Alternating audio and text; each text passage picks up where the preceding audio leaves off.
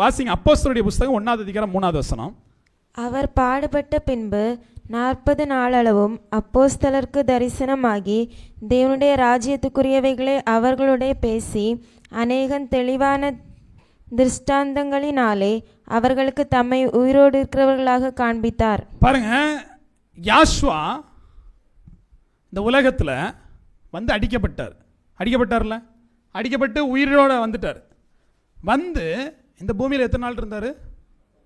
40 நாள் இருந்தார். 40 நாள் இருந்து ராஜ்யத்தை குறித்து, எப்படி ராஜ்யத்தை குறித்து, நீங்களாம் மரிச்சாலும் ஒரு 40 நாள் ப்ராசஸ் இருக்கு. நீங்களாம் செத்து போயிட்டாலுமே ராஜ்யத்துக்குரியவே ஒரு 40 நாள் வேலை இருக்கு. அப்போ இவர் என்ன பண்ணிட்டாரு? ஒரு 2 விஷயத்துக்கு பாருங்க, ஜீவனுக்கானாலும் மரணத்துக்கானாலும் ஒரு 40 நாள் உங்களுக்கு என்ன இருக்கு? ஒரு ஆயத்தத்துக்கான ஒரு நாள் இருக்கு. உடனடியாக சாவை கொடுத்தாரா? கொடுக்கல. அந்த தேசத்துக்கு 40 நாள் டைம் கொடுத்தாரு. நோவாவுடைய காலம் எத்தனை பேருக்கு தெரியும்? மழை எத்தனை நாள் பெஞ்சது? 40 நாள் பெஞ்சது. 40 நாள் மழை பெஞ்சு எல்லாரும் செத்து போனான். அப்போ சாவுனாலும் ஒரு 40 நாள், எடுத்துக்கொள்ளப்படுதல்னாலும் ஒரு 40 நாள். இந்த உலகத்தை விட்டு தேவன் கடந்து போகிறதுக்கு முன்னாடி ஒரு 40 நாள் எடுத்துக்கிட்டு ராஜ்யத்தை குறித்தது. அப்போ 40 நாள் உபவாசங்கிறது அது ராஜ்யத்தை குறித்தது. பரலோக ராஜ்யத்தை குறித்ததான உபவாசம் தான் என்னது? நீங்கள் பண்ணக்கூடிய ஒரு 40 நாள் தேவ சமூகத்தில் தேவன் 40 நாள் ராஜ்யத்துக்குரியவைகளை அவர்களுக்கு காண்பித்தார் இல்லையா? இப்போ 40 நாள் உபவாசங்கிறதெல்லாம் இல்லைன்னா நீங்கள் எல்லாம் பரலோக ராஜ்யம் பக்கத்துலேயே வரலன்னு அர்த்தம். அப்போ எல்லாருமே உடனே என்ன பண்ணிடணும்? சட்டு புட்டுன்னு சொல்லிட்டு 4 குளுக்கோஸ் பாட்டில் ஏற்றி வச்சுட்டு உபவாசம் இருந்தணும், அப்படி தானே? முதல்ல தேவ சமூகத்தை நீங்கள் காத்திருக்க பழகினீங்கன்னா சாப்பாடுலாம் வெறுத்துரும் ஒரு கட்டத்துக்கு மேலே இல்லையா? தேவ சமூகத்தில் ஒரு உபவாசத்தை இருந்திருக்கிறோம். இந்த உபவாசங்கிறது 40 நாட்கள் அழிவையும் உங்களுக்கு கொடுக்கும், அதே 40 நாள் உங்களுக்கு ஜீவனையும் கொடுக்கும். 40 நாட்கள் உங்களுக்கு நிர்ணயிக்கப்பட்டிருக்கு.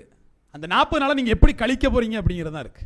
இந்த பூமியில் நோவாவுடைய நாட்கள் வாழ்ந்தவங்களுக்கு ஒரு 40 நாள் அழிவுக்காக நிர்ணயிக்கப்பட்டது. அவன் அதே மாதிரி நினிவே பட்டணத்துக்கும் அந்த 40 நாள் அழிவுக்காக நிர்ணயிக்கப்பட்டது. எவன் ஒருவன் அந்த 40 நாளை ஜபத்தோடு உபவாசத்தோடு மரணத்திலிருந்து நான் வெளியே வரணும்னு சொல்லிட்டு செலவிடுறானோ அவன் என்ன பண்ணிட்டான்? ஆசீர்வாதத்தை பெற்றுட்டான். நினிவே பட்டணத்தில் யாருமே சாகலை. ஆனால் அதே நேரத்தில் நோவா பேழை கட்டும் போது 40 நாள் அவன் சொல்லி எவனுமே கேட்கல. 40 நாள் என்னாச்சு? அந்த அழிஞ்சு செத்து போனான். அப்போ எப்போ தேவன் உங்களுக்கு ஒரு வார்த்தையை கொடுக்குறாரு, 40 நாளில் உனக்கு பிரச்சனைன்னு சொன்னார்னா உடனே என்ன பண்ண தெரியணும்? முழங்கால் படிட்டு தேவ சமூகத்தில் உட்கார்ந்து ஜெபித்து ஆசீர்வாதத்தையும் பலத்தையும் பெற்றுக்கிடணும். கண்ணுக்கு எதிராக தெரியுது, கடன்காரி வந்து நின்று கத்துறா, முடிஞ்சு சோழி முடிஞ்சு உபவாசத்தை போட்டுரும். ஆமாம், உபவாசித்து ஜெபித்து 40 நாள் முடிஞ்சு போய் வெளியே போயல, இந்த 40 நாள் அவளை பற்றி யோசிக்கப்படாது, அவனை பற்றி என்ன பண்ணக்கூடாது, பிரச்சனையை பற்றி யோசிக்கக்கூடாது, தேவனை பற்றி யோசிக்கணும். யோசித்து முடிச்சு போகும்போது அவங்களே கை கொடுத்து வாங்க மேடம் நல்லபடியாக உபவாசத்தை முடிச்சிங்களா, தேங்க்யூ அப்படின்னு சொல்லிட்டு போயிடுவாங்க. என்ன இவ கேட்கவே இல்லை, கடனை கேட்க மாட்டா இல்லையா? அப்போது தேவ சமூகத்தில் அதுக்கப்புறம் எனக்கு ஃபோன் அடிக்கக்கூடாது, கேட்க மாட்டேன்னு கேட்டா அப்படிங்கக்கூடாது. அது உங்கள் உபவாசத்தை பொறுத்தது இல்லையா? ஈஸியாக இருக்கே, 50-60 லட்சம் ரூபாய்க்கு 40 நாள் சாப்பிடாம கிடந்துருவோம். சாப்பிடாம கிடக்க சொல்லலை உங்களை, உபவாசம் இருக்க சொன்னேன். தேவனோடு சஞ்சரிக்கணும், தேவ வசனத்தை அறிஞ்சுக்கிடணும். உள்ளே போக போக இங்கே பாருங்க, ஒரு உதாரணத்துக்கு சொல்கிறேன். இந்த இடத்துல தேவ சமூகத்தில் இந்த இடத்தில் வருகிற போது, இந்த சபையை கட்டுகிற போது ஒரு 2000 ரூபாய்க்கு வழி இல்லாத ஒரு நிலைமையில் தான் இருந்தாங்க உண்மையாகவே. ஆனால் தேவனுடைய வார்த்தைகளை படி நடக்க ஆரம்பிக்க தேவன் உயர்த்திக்கிட்டே இருப்பார். எனக்கு இன்னும் ஞாபகம் இருக்குது. நான் வந்து நீங்கள் நினைப்பீங்க என்ன பார்க்குறவங்களாம் தெரியுமா நினைப்பேன், எங்கள் ஊர் ஒரு கல்யாணத்துக்கு போகிறேன், அவர் சாதாரண ஹோட்டலெல்லாம் தங்க மாட்டார் பெருசும். எனக்கு ஒரு மாதிரி மகிழ்ச்சியாக தான் இருந்து போடுறாங்கிற மாதிரி தான் இருந்துச்சு இல்லையா? நமக்கு கொடுத்து பாயில் கூட படுத்து தூங்கிடுவான், பார்வைக்கு அவர் பயங்கர அப்படின்னு. ஆனால் உண்மையான நிலவரம் என்ன அப்படின்னா, பள்ளியிலலாம் வந்து நமக்கு என்ன செய்ய, ஃபீஸ் கட்டுறதுக்கான வழி இல்லாத ஒரு சூழல்லாம் நம்ம இருந்திருக்கோம். யாரெல்லாம் ஃபீஸ் கட்டல அப்படிமா, சரியா? அப்படி கேட்கும்போது ஐயோ அமுக்க மறந்துடுவோம், நம்ம கூப்பிட்டுருவானோ அப்படின்ட்டு இல்லையா? ஆனால் அந்த நேரமும் நமக்கு என்ன பண்ணிடுவானா, பிரின்சிபலை கரெக்ட் பண்ணி வச்சிருவோம். சரி பிள்ளை உள்ளப்போ அப்படிங்கிற மாதிரி சொல்கிற மாதிரி தான் வச்சிருந்தாரு தேவன், அது வேற கதை.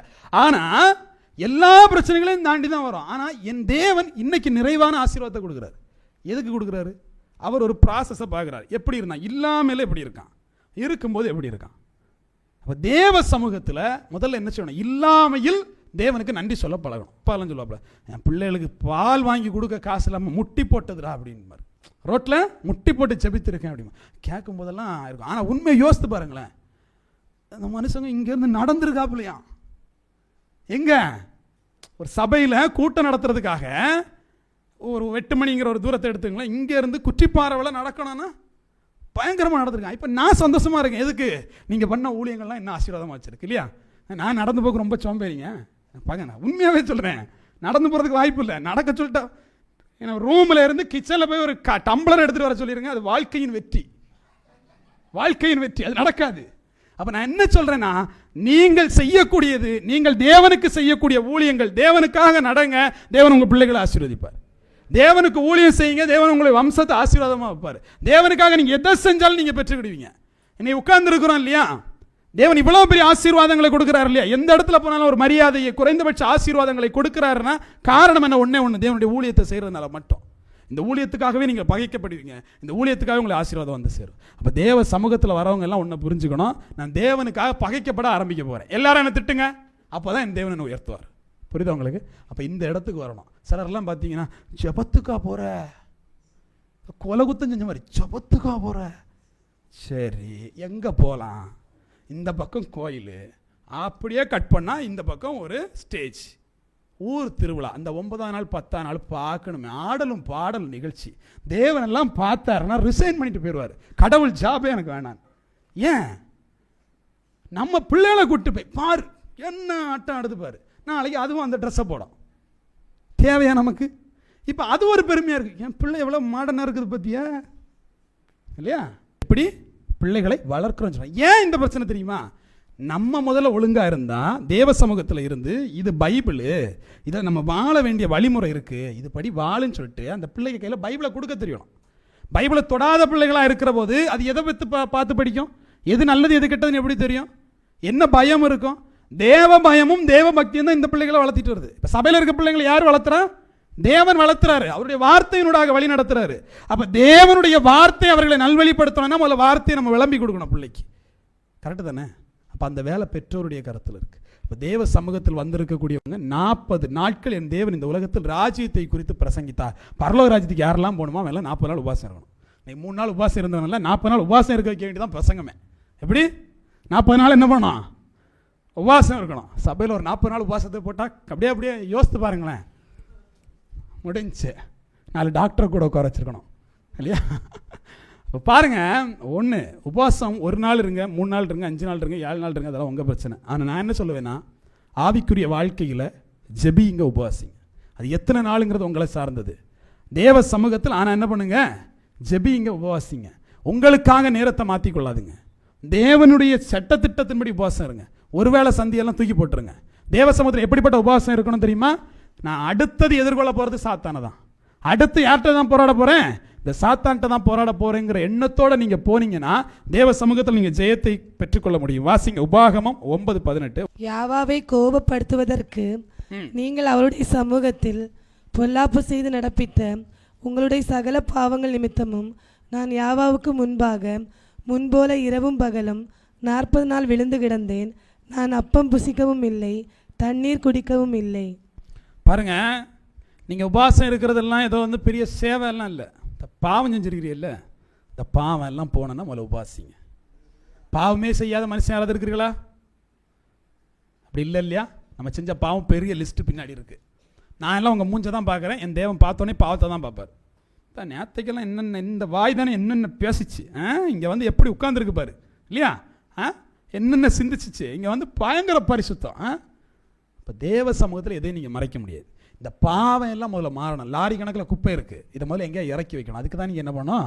உபவாசிக்கணும். பாருங்கள், மோசே எதையுமே சொல்லி கூப்பிடல, டக்குன்னு வாங்கிட்டார். 40 நாள் உபவாசம், சோறு தண்ணியே கொடுக்கல, கையில் தேவ வார்த்தையை கொடுத்தார். தேவ வார்த்தையை வாங்கிட்டு கீழே வரும்போது இந்த ஜனங்கள் என்ன பண்ணிச்சு? கண்டுகுட்டியே பண்ணி வச்சிருக்கான், தூக்கி போட்டு உடைச்சிட்டான். அர்த்தம் என்ன? தேவனுடைய வார்த்தை அங்கே உடைக்கப்பட்டது. தேவனுடைய வார்த்தையை மீறி அந்த ஜனங்கள் நடக்குது அப்படின்னு சொல்லிட்டு இப்போ மறுபடியும் 40 நாள் உபவாசம். எதுக்கு? செஞ்ச பாவத்தை மன்னிங்க. எப்பெல்லாம் தேவ சமூகத்திட்டு விலகி போனீங்களோ அதுக்கெல்லாம் மன்னிப்பு கேட்கறதுக்கான இடம் தான் என்னது? உபவாசம். உபவாசத்தில் உண்மையாக இருந்து, நான் பாவிதான்ப்பா, என்னுடைய பாவத்தை மன்னிங்கன்னு சொல்லிட்டு மோசே முழங்கால் படிட்டு செபித்த போது மறுபடியும் கூப்பிட்டு மறுபடியும் 40 நாள் உபவாசம் இருக்க சொன்னார். கால கொடுமை பார்த்தீங்களா? வெறும் 40 நாளில் முடிஞ்சிருக்கோம். 40 நாள் உபவாசம் இருந்து தேவனுடைய வார்த்தையை பெற்றுக்கொண்டு முடிஞ்சிருக்கோம். பாவம் செஞ்சதுக்கு ஒரு 40 நாள், திருப்பி பெற்றுக்கொள்வதற்கு ஒரு 40 நாள். இப்படி 40 போயிட்டு இருந்தா உடம்பு தாங்காது. அப்ப என்ன, ஒழுக்கமா தேவ சமூகத்தில் பாவத்தை வெறுத்து உபவாசித்து தேவ சமூகத்தில் என்ன பண்ணணும், ஆசீர்வாதத்தை பெற்றுக்கொள்ளணும். இன்னைக்கு நீங்க பண்ண உபவாசங்கள் எல்லாம் உங்களுக்கு பலனை தரணும்னா இன்னையிலிருந்து சத்துருவோடு உங்களுக்கு ஒரு போராட்டம் இருக்கு. அந்த போராட்டம் எப்படிப்பட்டதா இருக்கும்னா, மனதளவில் வந்து சாத்தான் தொந்தரவு பண்ணுவான், கண்ணின் இச்சைகளினூடாக அவன் தொந்தரவு பண்ணுவான், ஜீவனத்தின் பெருமை, எப்படி வாழ வேண்டியவன், நீ எதுக்கு சபைக்கு போற, இப்பெல்லாம் வருவான். அந்த சாத்தானை பார்த்து ஒரே வார்த்தை யாசுவா சொன்னது போல, பின்னாடி போ சாத்தானே. அல்லேலூயா. தேவன் இந்த வார்த்தையினூடாக உங்களை ஆசீர்வதிப்பாராக. ஆமென்.